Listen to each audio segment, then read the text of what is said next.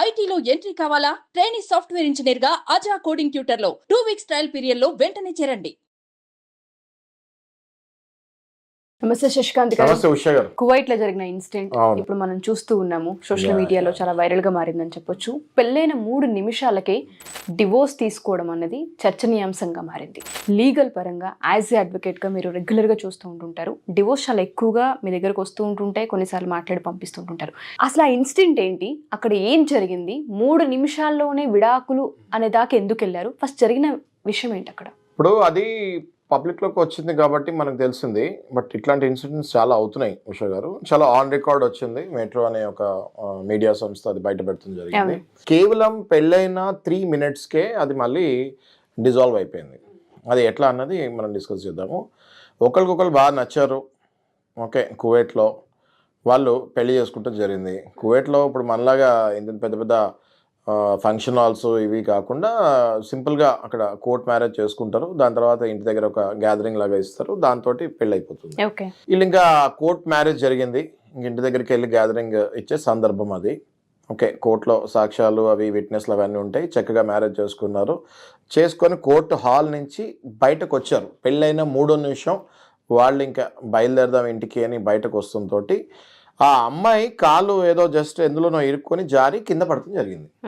పడగానే వెంటనే ఆ అబ్బాయి చుట్టుపక్కల వాళ్ళు ఏమనుకుంటారు, ఆ అమ్మాయి ఇట్లా నా భార్య ఏంటి, అట్లా ఆ మాత్రం నడుస్తాం కూడా సరిగ్గా రాదా, పడిపోయింది అని అనుకుంటాడు అనే చిరాకు భావంతో ఆ అమ్మాయిని ఎడా తిడతం జరిగింది.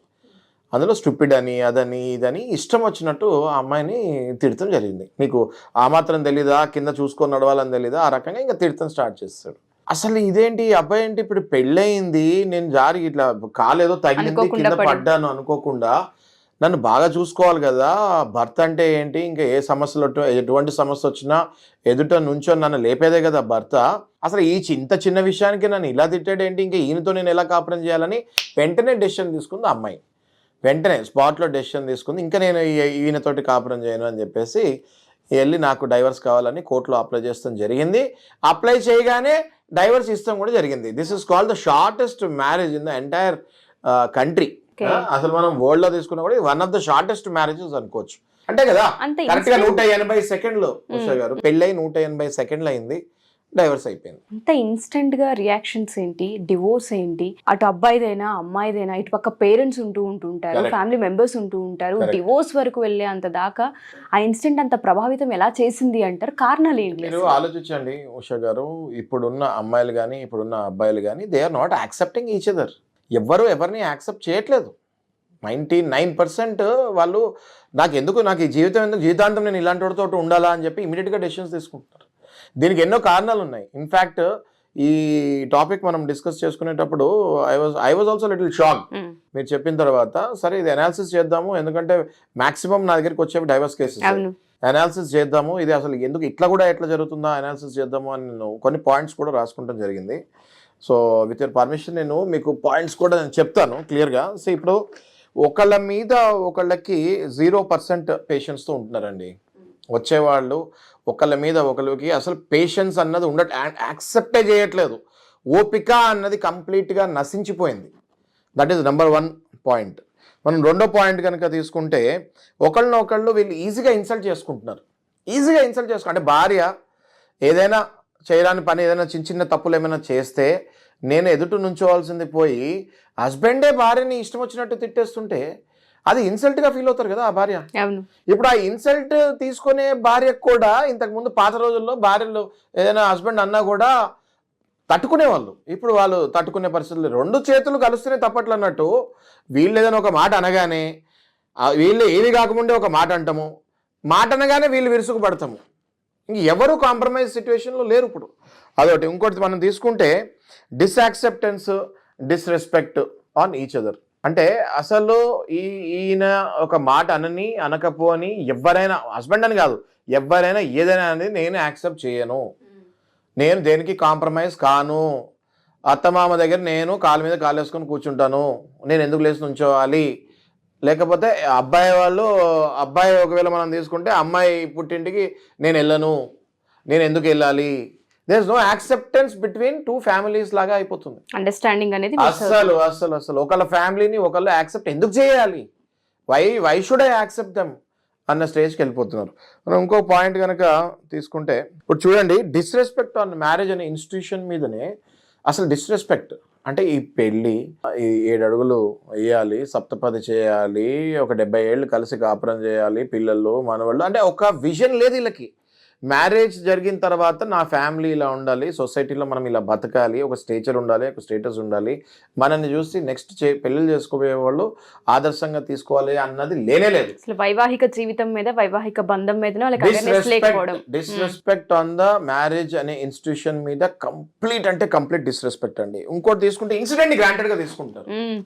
అంటే పెళ్ళయింది, ఇంక ఇది అయిపోయింది, ఇంక నేను ఎలా ఉన్నా భరించాలి, నేను ఎలా ఉన్నా భరించాలి అని భార్య అనుకుంటుంది, నేను ఎలా ఉన్నా భరించాలి అని భర్త. అంటే ఇంకా ఒకళ్ళకొకళ్ళు కాంప్రమైజ్ అవుదాము, సిచ్యువేషన్స్ మీద గొడవలు పడకుండా ఉందాము, పేషెన్స్, మనం అన్నట్టు పేషెన్స్ అండర్స్టాండింగ్ ఉందాం, మిస్అండర్స్టాండింగ్ తెచ్చుకోకుండా ఏదైనా ఉంటే డిస్కస్ చేసుకొని సాల్వ్ చేసుకుందాము అనేది పోయింది. ఇన్సిడెంట్ని గ్రాంటెడ్గా తీసుకొని పెళ్ళయింది, నేను ఎలా ఉన్నా ఈమె నన్ను యాక్సెప్ట్ చేయాలి, అలాగే ఆమె కూడా పెళ్ళయింది ఇంకా అయిపోయింది, నేను ఎలా ఉన్నా నా హస్బెండ్ నన్ను యాక్సెప్ట్ చేయాలి అన్నది ఒకటి ఎక్కువగా తీసుకుంటాం జరుగుతుంది. Immatured marital decision. ఎంత ఇమ్మెచ్యూర్డ్ మ్యారిటల్ డెసిషన్ అంటే ఇది, అసలు ఆ అబ్బాయి నాకు కుదరదా, అసలు ఆ అమ్మాయికి నాకు కుదరదా, నాకు వయసు అయిపోతుంది, నాకు ఈ సంబంధం వచ్చింది, నేను చేసేసుకోవాలి. ఇట్స్ ఎ బిజినెస్ డీల్ లాగా అయిపోతుంది ఇవాళ మ్యారేజ్ అనే ఇన్స్టిట్యూషన్. అంటే ఇప్పుడు 23-24 ఏళ్ళకి ఇంతకు ముందులాగా ఎవరు పెళ్లి చేసుకోవట్లేదు కదా. నాకు వయసు అయిపోతుంది, నాకు సంబంధం వచ్చింది, నాకు 30 ఏళ్ళు దగ్గర పడ్డాయి, నేను ఇప్పుడు చేసుకోకపోతే మళ్ళీ సంబంధం వస్తుందో రాదో నాకు తెలీదు, so take a decision, I want to marry. So మీరు అన్నట్టుగా ఈ పాయింట్స్ వైజ్గా మనం చూస్తే ఇన్మెచ్యూరిటీ కనిపిస్తుంది, వివాహ వ్యవస్థ పైన అవగాహన లేకపోవడం, అండర్స్టాండ్ లెవెల్స్ లేకపోవడం, అండ్ దాంతోపాటు ఒక లేబులింగ్కి వచ్చేయడం, ఒక సిచ్యుయేషన్ యాక్సెప్టెన్స్ చేయలేకపోవడం, ఇవన్నీ ఒక ఎత్తు అయితే ఆ వివాహానికి సంబంధించి ఆ ఇన్సిడెంట్ కనుక మనం చూస్తే అక్కడ పేరెంట్స్ ఉంటూ ఉంటారు, దాంతోపాటు పెళ్ళికి వచ్చిన బంధువులు ఉంటుంటారు, వాళ్ళైనా ఇనిషియేటివ్ తీసుకొని చెప్పాల్సిన పరిస్థితి ఉంటుంది.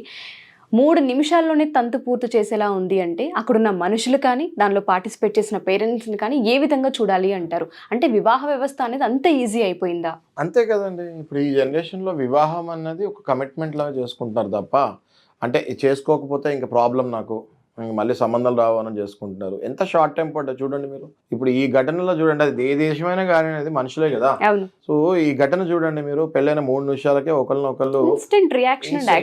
అంటే ఎంత ఈగో ఫీలింగ్ లో ఉన్నారో చూడండి, ఎంత షార్ట్ టెంపర్ లో ఉన్నారో చూడండి. ఇద్దరు షార్ట్ టెంపర్ లో ఉన్నారు ఇందులో ఇన్సిడెంట్ లో చూస్తే.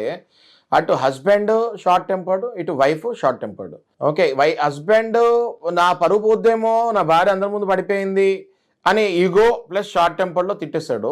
ఆ వైఫ్ ఏమో సరే అందరి ముందు తిట్టేశాడు, ఇంకా నేను వీడితో ఉండేది ఏంటి అని చెప్పి వైఫ్ ఇమీడియట్ గా, ఇద్దరు షార్ట్ టెంపర్, ఇద్దరు ఇంపల్సివ్. అంతేకాకుండా మీరు చూడండి, ఈ అబ్బాయిలకు కానీ అమ్మాయిలకు కానీ ఎక్స్టర్నల్ ప్రెషర్ ఎక్కువ ఉంటుంది.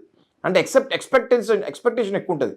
అంటే ఇదిగోండి, నువ్వు మ్యారేజ్ చేసుకుంటున్నావు, మరి నీ హస్బెండ్ ఎట్లా ఉంటాడు, వాళ్ళ ఫ్రెండ్స్ దగ్గర, వాళ్ళ చుట్టాల దగ్గర, మీ ఆయన ఎలా ఉంటాడు, ఎలాంటి వాడు నువ్వు చేసుకుంటున్నావు, ఇన్ని రోజులు మరి ఇలా మాట్లాడావు, ఇన్ని రోజులు నువ్వు ఇలా స్టైల్ కొట్టావు కదా, ఇన్ని రోజులు ఇలా స్టైల్ కొట్టావు కదా మా దగ్గర, మరి ఇప్పుడు నువ్వు చేసుకునేవాడు ఎలా ఉంటున్నాడు, వాడి స్టేచర్ ఏంటి, వాడి లుక్స్ ఏంటి, ఈ ఎక్స్పెక్టేషన్స్ హెవీ అయిపోద్ది. ఎప్పుడైతే ఈ ఎక్స్పెక్టేషన్స్ హెవీ అయ్యి వచ్చేవాడు వాళ్ళ ఫ్రెండ్స్కి నచ్చకపోయినా కూడా ఈమెకు ప్రాబ్లం అవుతుంది. మీకు అర్థమైంది కదా. Similarly with the boy also. Okay, no choice for the boys also. Boys కూడా సిమిలర్లీ, మరి ఇంత పెద్ద మాటలు మాట్లాడతారో, నువ్వు చేసుకునే వైఫ్ మరి ఇప్పుడు ఎట్లా ఉంది అని వాళ్ళ ఫ్రెండ్స్ ఏం కమెంట్ పాస్ చేస్తారో అనే టెన్షన్లో ఈ బాయ్స్ కూడా పెళ్ళిళ్ళలో ఎక్స్టర్నల్ ప్రెషర్. ఈ ఎక్స్టర్నల్ ప్రెషర్ అంటే ఏంటి, హెచ్చులకి వెళ్తూ ఉంటారు అన్నమాట వీళ్ళు. అంటే ఇప్పుడు నేను చేసుకోబోయే భార్య ఇలా ఉంటుంది, నేను చేసుకోబోయే భర్త ఇలా ఉంటాడు, ఆయన దగ్గర బెంజ్ కార్ మినిమం ఉంటుంది. ఇప్పుడు ఆ పెళ్లి చేసుకునే టైంకి వాడి దగ్గర ఇండికా కూడా ఉండకపోవచ్చు. కళలు వేరు, ఎక్స్పెక్టేషన్స్ వేరు, ప్రాక్టికల్ లైఫ్ వేరు. అది దయచేసి అర్థం చేసుకోవాలి. మీరు కాలేజీల నుంచి అప్పుడే ఫ్రెష్గా బయటకు వచ్చి ఉంటారు, సినిమాలు బాగా చూస్తూ ఉంటారు. సినిమాల్లో హీరోల్లాగా ఉండాలంటే ఆ సినిమాల్లో హీరోలు కూడా నిజమైన లైఫ్లో కొంతమంది డిప్రెషన్కి వెళ్ళి సూసైడ్ చేసుకునే వాళ్ళు ఉన్నారు. ప్రాక్టికల్ లైఫ్ వేరు, సినిమాలు వేరు. అది ఎప్పుడైతే అది అర్థం చేసుకొని తత్వం బోధపడుతుందో వీళ్ళు కరెక్ట్ ట్రాక్ లోకి వస్తారు. ఇన్స్టెంట్ రియాక్షన్స్ అనేవి డెఫినెట్లీ ఉషా గారు, ఈ ఎక్స్టర్నల్ ప్రెషర్స్ వల్ల చాలా మ్యారేజెస్ కుప్పకూలుతున్నాయి. మనం గతంలో మాట్లాడుకున్నాం, ఎన్నో డైవర్స్ డిస్కస్ చేసుకున్నాం. రెగ్యులర్ గా వింటూ ఉంటాం. పెళ్ళైన మరుక్షణం, నేను మీకు ఇంకా చాలా విచిత్రమైన విషయం చెప్తాను. పెళ్ళైన మరుక్షణం, ఇప్పుడు ఇది 3 నిమిషాలు అయింది, మన ఇండియాలో ఏం తక్కువ లేదు. మనం కరెక్ట్గా మన ఇండియాలో కూడా జల్లెడ పడితే 1 నిమిషంలో విడాకులు అయినా కూడా చాలా దొరుకుతాయి. ఓకే, నా దగ్గరికి వచ్చిన కేసులో కేవలం ఆ అబ్బాయి లాంగ్వేజ్ సరిగ్గా లేదని విడాకులు కోరుకుంది ఆ అమ్మాయి. అంటే ఆ అబ్బాయి మాట్లాడే లాంగ్వేజ్ సరిగ్గా లేదని విడాకులు తీసుకుంది ఆ అమ్మాయి. మరి దీనికి ఏం చెప్పాలి ఇప్పుడు, అర్థమవుతుందా మీకు? సో ఈ అబ్బాయి ఇంకా నేను చెప్పుకుంటూ పోతూ ఉంటే చాలా సిల్లీ రీజన్స్ వల్ల విడాకులు తీసుకున్నవి కోకొల్లలు చూస్తున్నాను నేను ఈ మధ్య. దయచేసి పేరెంట్స్ పిల్లలకి చెప్పాల్సింది ఏంటి అంటే, సర్దుకుపోవాలి. ఆ తర్వాత విపరీతంగా అయినప్పుడు ఇంకా కుదరనప్పుడే డైవర్స్కి వెళ్ళాలి. మీరు అలా అని చెప్పి సర్దుకుపోవాలని చెప్పేసి టోటల్గా హారబుల్ పర్సన్ తోటి జీవించే అవసరం లేదు. అలా అని చెప్పి అది చిన్న ఇన్సిడెంట్ అయితేనే ఇంకా నాకు డైవర్స్ కావాలని చెప్తే, balance, you have to balance your life somewhere. అప్పుడు కానీ మన జీవితాలు బాగుపడే ఛాన్సెస్ చాలా తక్కువ. మ్యారేజ్ అనే వ్యవస్థ స్పెషల్లీ మన ఇండియాలో హిందూ సంస్కృతిలో చాలా పవిత్రమైన ఇన్సిడెంట్ అది. ఏదైతే ఆ మ్యారేజ్ అనే ఇన్స్టిట్యూషన్ మనం పెట్టుకున్నామో అట్లాంటిది కుప్పకూలకుండా ఉండాలి అంటే పేరెంట్స్ అనే పాత్ర చాలా ఎక్కువగా పనిచేయాలి. తల్లి తండ్రి పిల్లల ముందు బిహేవియర్ కానివ్వండి, లేకపోతే కొట్టుకోకుండా నీట్గా ముందుకు వెళ్తాం కానివ్వండి, ఒకరి కష్టాల్లో ఒకరు సపోర్ట్ చేసుకుంటాం కానివ్వండి, ఇవన్నీ కూడా పిల్లలు అబ్జర్వ్ చేసి రేపొద్దున ఫ్యూచర్లో వాళ్ళకి పెళ్లి చేసుకోవాలనే కోరిక రావాలి. అంతేగాని మీరు కొట్టుకునే మీ ఫైటింగ్ ఇన్సిడెంట్స్, మీ ఇన్సిడెంట్స్ చూసి నాకు అసలు పెళ్ళంటే విరక్తి బాబోయ్ అనే పిల్లలు కూడా మా దగ్గరికి వస్తున్నారు. ఇప్పుడు భార్యాభర్త కొట్టుకుంటున్నప్పుడు పిల్లలు 10th క్లాస్ ఇంటర్మీడియట్కి వచ్చేసి ఇంకా కొట్టుకుంటున్నారు తల్లి తండ్రి. మరి ఆ పిల్లలకి ఇంకా పెళ్ళి అనే వ్యవస్థ మీద విరక్తి కలుగుతుంది కదా. 50% రీజన్ ఇప్పుడు పిల్లలు ఎందుకు పెళ్లి చేసుకోవద్దు, నో మ్యారేజ్, డింకులు, డ్యూల్ ఇన్కమ్, నో కిడ్స్ ఇవన్నీ అంటున్నారు కదా.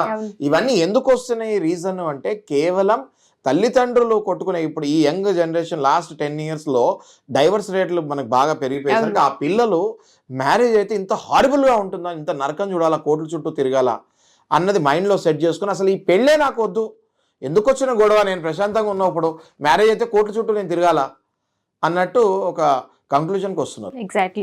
వివాహ వ్యవస్థ అనేది అక్కడ దాకా దారి తీసుకెళ్ళిపోతున్నారంటంలో అతిశయోక్తి లేదు. మీరు అన్నట్టుగానే 3 నిమిషాల్లో డెసిషన్స్ అనేవి తీసుకుంటున్నారు. ఎస్పెషల్లీ పేరెంట్స్ యొక్క పాత్ర చాలా ఎక్కువగా ఉందనే చెప్పాలి. ఆ పేషెన్సీ లెవెల్స్ అయినా, అండర్స్టాండింగ్ అయినా, ఒకరికొకరు సర్దుకుపోయే తత్వం అయినా సరే ఎప్పుడైతే వీళ్ళు బోధిస్తూ ఉంటుంటారో పిల్లలకి అది తెలియకుండానే అబ్జర్వ్ చేసుకునే అవకాశం ఉంటుంది. థ్యాంక్ యూ సార్, దీనిపైన విశ్లేషణ ఇచ్చినందుకు, ఎస్పెషల్లీ కారణాలని ఎక్స్ప్లెయిన్ చేసినందుకు. Thank you sir. Thank you so much.